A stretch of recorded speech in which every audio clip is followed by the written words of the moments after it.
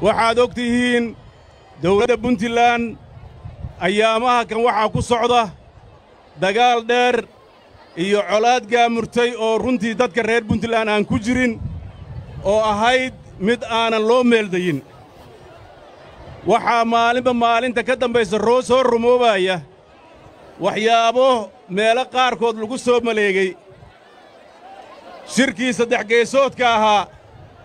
ee laascaano lagu burburiyey ee haddana la rabo Puntland in lagu burburiyo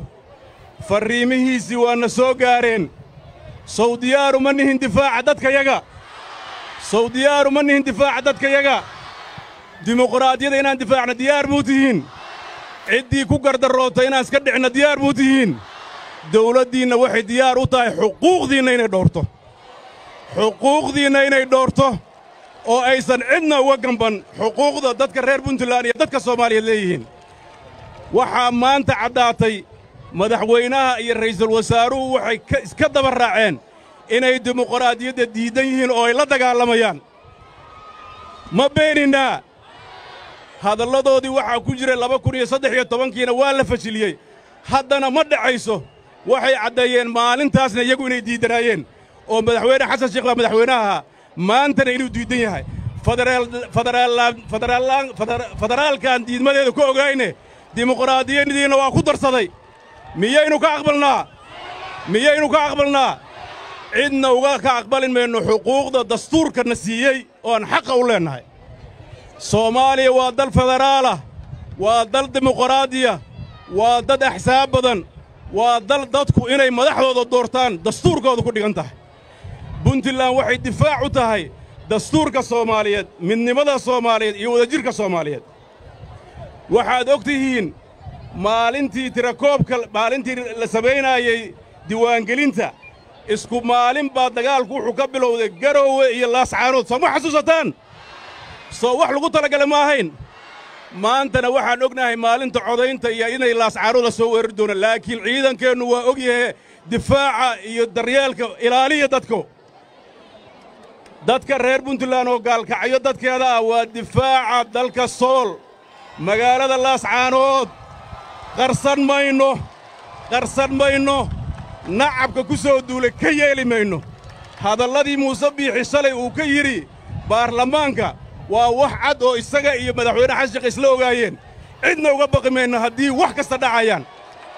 soo ballan maaha inaan sharafteena difaacno dadkeenna inaan difaacno diyaar muu tihiin cidna uga heebaysan mayno inaan difaacno ummaddeenna sharafteeda dawladnimadeenna iyo degaankeenna Soomaali waa baadi goornay ciidamadeenni baa aadoo muqdisho xoreeyey dhaqaalaheenni baa ku baxay dastuurkii baa wakhti badan galay abaal waxaa noo laga dhigay in lagu abiyoodo ma xaq baan u leennahay xoghaynta madaxweynaha ee hadda ra'iisul wasaaraha sheegta farriintu ku soo faray waan maqalnay waa xoghaye wuxuu leeyahay shaqaale dhallinyaro baa loo diiday shaqadiisii baa la qaatay muxuu shaqo kale siin karaa ma cid buu shaqo siin karaa shaqadiisii baa madaxweynuhu qaatoo dastuurkii ku tuntay waa markii ugu horraysay taariikhda 60 sano la abuuray wax la yidhaahdo ergey baa la abuuray oo kabineedoo kaleeta weli ma dhicin dawladnimada Soomaaliya waxaa lagu xayuubiyey dastuurkii waxaa lagu baabi'iyey awooddii ra'iisul wasaaraha iyo awood qaybsiga raalli kama noqonayno dhismaha dawladnimada iyo difaaca dalka iyo wax qaybsiga Puntland baa wakiil u ah ma garateen ma difaacnaa ballan ma tahay difaaca ugu muhiimsan waxa weeye 25 inaan corayno 25 ka hor dadka reer Puntland waxaan farayaa inay Laascaanood xaroyaan codkoodana doortaan oo golayaashooda la soo baxaan